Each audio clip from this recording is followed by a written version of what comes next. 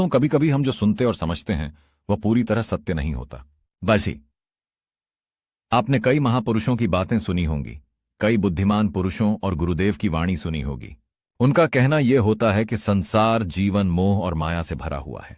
हमारे रिश्ते, हमारा धन, हमारी इच्छाएं, यह सब बस माया जाल है। जीवन का असली लक्ष्य तो मोक्ष है, मुक्ति है। हमें आध्यात्मिक जीवन की ओर बढ़ना चाहिए। जब भी आप ऐसी बातें सुनते हैं तो मन में एक प्रश्न उठता है, क्या हमारा सांसारिक जीवन जीना व्यर्थ है? क्या हमें केवल आध्यात्मिक जीवन ही जीना चाहिए? क्या हमें खुद की खोज करनी चाहिए या फिर संसार के सुखों का आनंद भी लेना चाहिए? जो लोग इस संसार में फंसे हैं, क्या उनका जीवन पूरी तरह व्यर्थ है? कोई माता पिता के लिए धन कमाना चाहता है तो कोई परिवार को सुखी देखना चाहता है। कोई बच्चों की चिंता में दुखी है तो कोई अपने लिए नाम कमाना चाहता है। कोई प्रेमिका को खुश रखना चाहता है तो कोई बड़ा आदमी बनने का सपना देखता है। हर किसी के अलग अलग सपने, अलग इच्छाएं हैं। लेकिन जब ये बुद्ध पुरुष हमारे सामने आकर कहते हैं कि संसार व्यर्थ है, खुद को पहचानो, आध्यात्मिकता की राह पर चलो, तो हमारे मन में भ्रम पैदा हो जाता है। क्या हमें संसार छोड़ देना चाहिए? क्या रिश्ते, पैसा, सपने सब कुछ माया है? दोस्तों, असली बात यह है कि हम उनकी बातों को गलत समझ रहे हैं। वे संसार को त्यागने नहीं बल्कि उससे ऊपर उठने की बात करते हैं। महात्मा बुद्ध भी कहते थे, गरीबी अच्छी नहीं है, सफलता के लिए आर्थिक सक्षमता जरूरी है। यानी अगर आपके पास जीवन की बुनियादी जरूरतें नहीं हैं तो आत्मखोज कैसे कर पाएंगे? वहीं अगर आप धन और सुख में ही उलझे रहेंगे तो आध्यात्मिक प्रगति नहीं कर पाएंगे। संतुलन ही जीवन का रहस्य है। तो कहानी के माध्यम से समझिए। एक युवक ने गुरु से पूछा, गुरुजी, क्या मैं संसार छोड़कर सन्यासी बन जाऊं? गुरु मुस्कुराए और उसे एक गिलास पानी देकर बोले, इसे पकड़ो। कुछ मिनट बाद युवक की बाहें दर्द करने लगीं। गुरु बोले, गिलास रख दो। युवक ने पूछा, इसका अर्थ क्या है? गुरु ने कहा, जीवन का बोझ भी इसी तरह है। थोड़ी देर तक संभालो तो ठीक है, लेकिन अगर ज्यादा देर तक पकड़े रहोगे तो दर्द होगा। संसार को त्यागने की नहीं, समझने की जरूरत है। आइए इस कहानी के माध्यम से समझते हैं। एक बार की बात है, महात्मा बुद्ध नगरवासियों को उपदेश दे रहे थे। महात्मा बुद्ध कह रहे थे, संसार के माया जाल में मत फंसो, संसार से ऊपर उठो। संसार से ऊपर उठकर ही तुम संसार को जी सकते हो।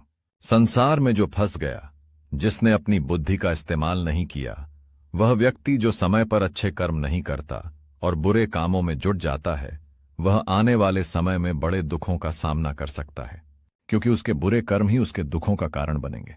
इसलिए आप सभी इस संसार की मोह माया अर्थात इच्छा, लालच, क्रोध इत्यादि को ध्यानपूर्वक देखते हुए अपने कर्म करें। इतना कहकर महात्मा बुद्ध ने अपना उपदेश समाप्त किया और वहां से चले गए। महात्मा बुद्ध जब यह उपदेश दे रहे थे तो वहां पर उस नगर का सबसे धनी व्यक्ति वहीं पर मौजूद था और उस व्यक्ति पर महात्मा बुद्ध की बातों का बहुत गहरा असर पड़ा। उसका मन अब संसारी जीवन में नहीं लगता था। वह संसारी जीवन से हटने लगा था। अब उसे अपना सब कुछ किया हुआ व्यर्थ नजर आने लगा था। देखते ही देखते कुछ ही सालों में उसका सारा व्यापार चौपट होने लगा था। उस धनी व्यापारी के परिवार के सभी सदस्य उसे इस तरह से देखकर बहुत चिंतित रहने लगे थे और जब भी कोई उससे बात करने की कोशिश करता था तो वह धनी व्यापारी एक ही बात कहता, यह धन दौलत तो सब बेकार की चीजें, यहां सब तो मोह माया है, सब बेकार है। भला हम रिश्ते निभाकर क्या करेंगे? यह सब तो वासना है। जीवन तो केवल एक ही है और वह है मुक्ति। अब तो केवल उसी की आस है, उसी की प्यास है। मैं इतना समझ चुका हूं कि अब से जो भी होगा वह सब अच्छा होगा। अब से उसने व्यापार पर भी ध्यान देना बिल्कुल बंद कर दिया था और देखते ही देखते वह धनी व्यापारी उस नगर का सबसे गरीब व्यक्ति बन चुका था। वह पूरी तरह से निर्धन हो चुका था। उसका सब कुछ बर्बाद हो चुका था और उसका पूरा परिवार सड़क पर आ गया था। एक दिन जब उसके घर में खाने के लिए कुछ नहीं बचा तो उसने अपने आप से कहा, यह मैंने क्या कर दिया? सब कुछ तो बहुत अच्छा चल रहा था, लेकिन मैंने अपने हाथों ही सब कुछ बर्बाद कर दिया। आज मेरे परिवार का हर एक सदस्य भूखा है, उनके पास खाने के लिए कुछ नहीं और मैं उनके लिए कुछ नहीं कर पा रहा। वह यह सब सोच ही रहा था कि तभी उसे याद आया कि उसने महात्मा बुद्ध की बातों में आकर अपना जीवन बर्बाद कर लिया। न तो उसे मुक्ति मिली और न ही धन। वह सोच रहा, मैं तो कहीं का नहीं रहा। थोड़े थोड़े भोजन के लिए भी आज मुझे रोज मरना पड़ता है। हर रोज मुझे मेहनत करनी पड़ती है, तब जाकर मेरे परिवार को 2 वक्त की रोटी मिल पाती है। अपने परिवार की इस तरह से बुरी हालत देखकर उससे रहा नहीं गया। वह बहुत चिंतित रहने लगा था। वह बहुत परेशान हो चुका था। एक दिन वह अपने घर से भाग गया। रास्ते में जब वह आगे बढ़ रहा था तब उसके मन में ख्याल आया कि वह कहाँ जाएगा, किससे मदद मांगेगा, आखिर अब उसका साथ कौन देगा। तभी उसे याद आया कि उसे महात्मा बुद्ध के पास ही जाना चाहिए, क्योंकि बुद्ध के कारण ही आज उसकी यह हालत है। उसके हालात के जिम्मेदार तो वही हैं। मैं तो सीधा सीधा अपने मार्ग पर जा रहा था, लगातार अपने व्यापार में उन्नति कर रहा था, लेकिन जब से मैंने उनकी बातें सुनी तब से मेरा मन विचलित हो गया। मुझे समझ नहीं आया कि मैं जो जीवन जी रहा हूं, क्या वह सत्य है या फिर जो वह जीवन जी रहे हैं वह सत्य है। उनकी चिकनी चुपड़ी बातों में आकर मैंने अपना सब कुछ बर्बाद कर दिया। मेरे हालात के जिम्मेदार तो वही हैं, इसलिए मुझे उनके पास ही जाना चाहिए। अपने मन में क्रोध लिए 2 दिनों की लंबी यात्रा करके महात्मा बुद्ध के पास पहुंचा और क्रोध में आकर महात्मा बुद्ध से कहता है, हे बुद्ध, आपको कोई ज्ञान नहीं, ना ही आपने सत्य की प्राप्ति की है। आप तो केवल भोले भाले लोगों को फंसाना जानते हैं, अपनी चिकनी चुपड़ी बातों में उन्हें बहलाना जानते हैं। आप लोगों के सीधेपन का फायदा उठाकर अपनी प्रसिद्धि और अपनी प्रशंसा करवाते हैं। आप हमें ऐसे सपने दिखाते हैं जो कभी पूरे नहीं हो सकते। मैं भी ऐसा ही एक सीधा साधा व्यक्ति था और मैं उस नगर का सबसे बड़ा धनी व्यक्ति था। आपसे मिलने से पहले सब कुछ ठीक चल रहा था।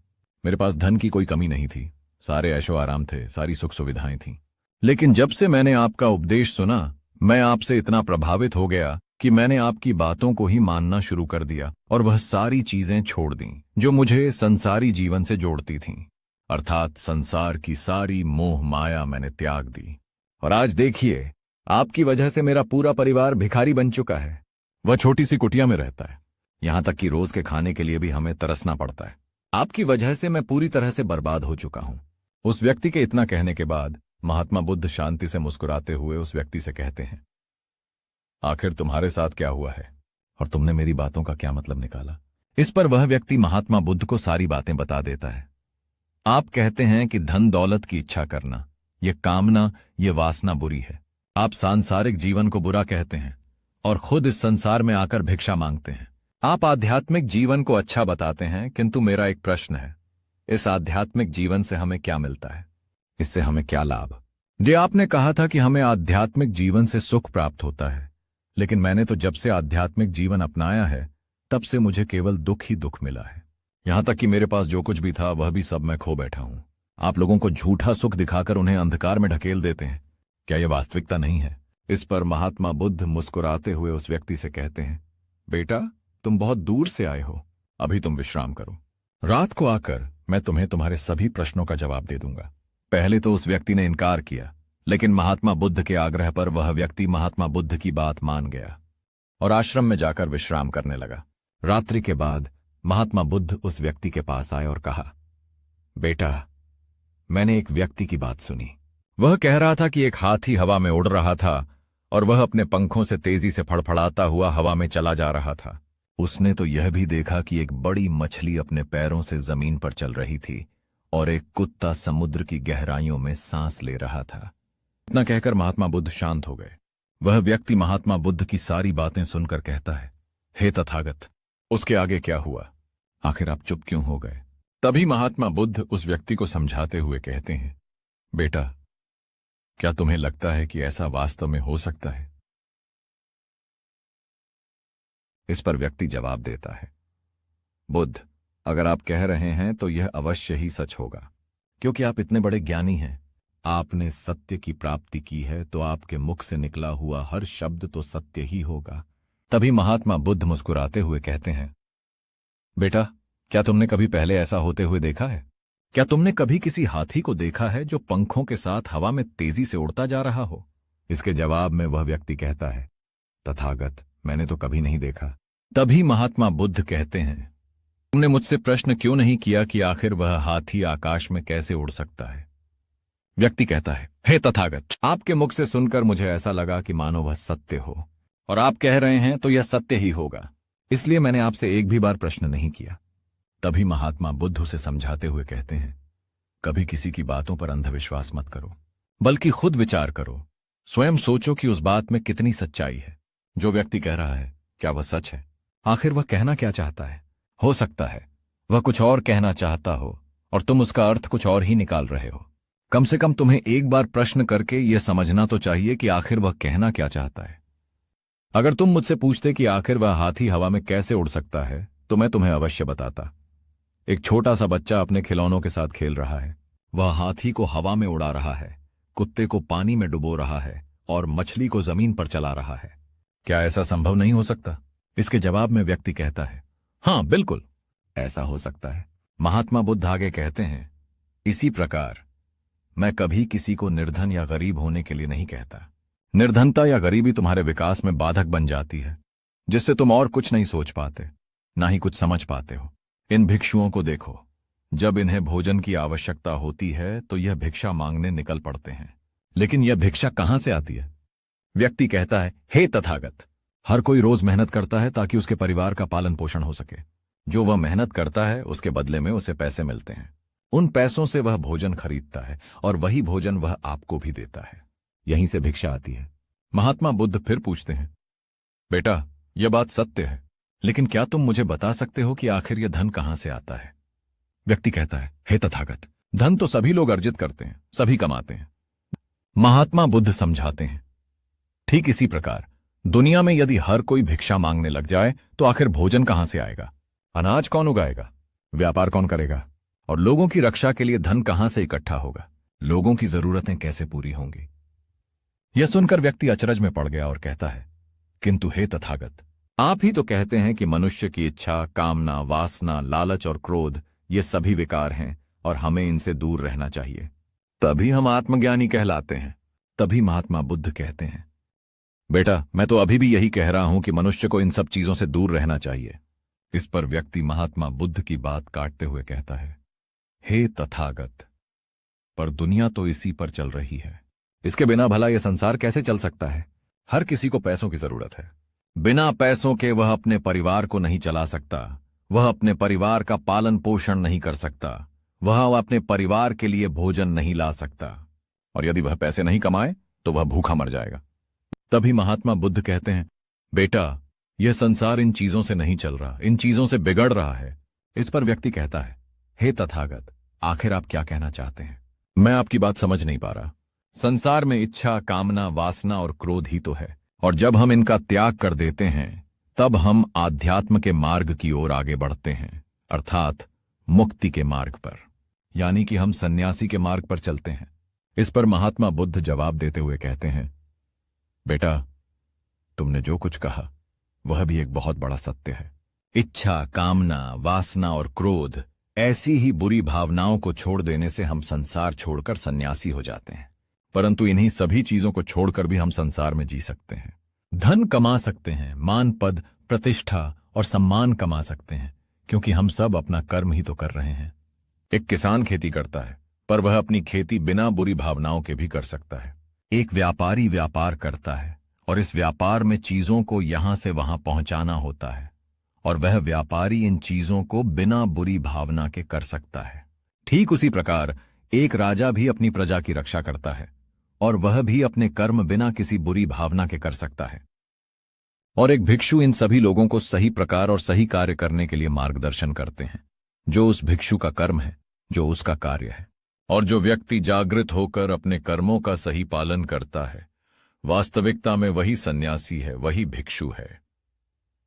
क्योंकि हम जो भी कर्म कर रहे हैं वह हमारा इस संसार में रहने के लिए, जीवित होने के लिए, जीवन जीने के लिए केवल एक माध्यम मात्र ही है। उसे छोड़कर हम कुछ भी नहीं पा सकते। और हमारे सभी कर्म करते हुए हमारा मुख्य उद्देश्य जागृत होना है, खुद को पहचानना है, खुद को जानना है। एक बार यदि हमारे भीतर ज्ञान का उदय हो गया, तब हम चाहे जो भी करें, वह फिर संसारी हो या सन्यासी, सब एक ही होते हैं।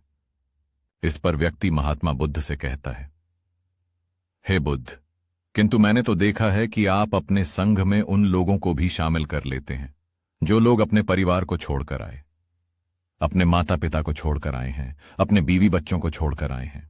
क्या आप उनसे कभी यह कहते हैं कि जाकर अपनी जिम्मेदारियां पूरी करो? जाओ, अपनी जिम्मेदारियां संभालो और धन कमाओ, और वहीं पर रहकर तुम आत्मज्ञान प्राप्त करो।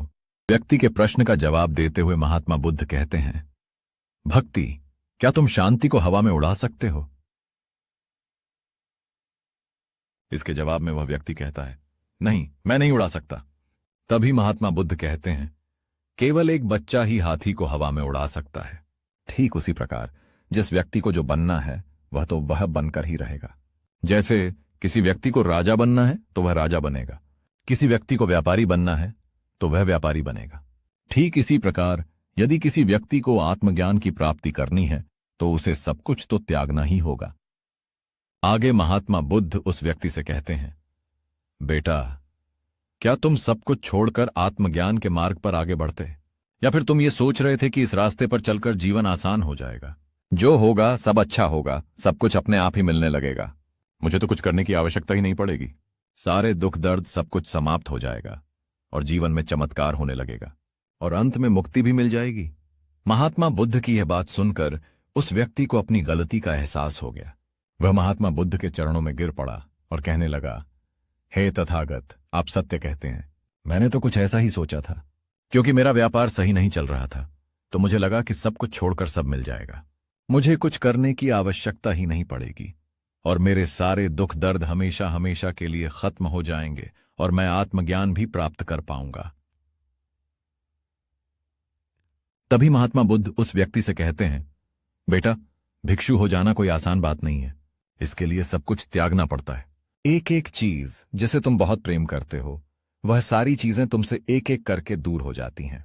तो क्या तुम भिक्षु बनने के लिए तैयार हो? क्या तुम सब कुछ छोड़कर आध्यात्म के मार्ग में आगे बढ़ना चाहते हो? इसके जवाब में व्यक्ति कहता है, हे तथागत, मुझे मेरी गलती का एहसास हो चुका है, मुझे भिक्षु नहीं बनना, मैं तो व्यापारी ही ठीक हूं, मैं तो अपने संसारी जीवन में ही ठीक हूं, परंतु अब भी मेरे मन में एक प्रश्न शेष बचा है। अगर आपकी आज्ञा हो तो वह प्रश्न भी मैं आपसे पूछना चाहूंगा। तभी महात्मा बुद्ध उसे आज्ञा देते हैं।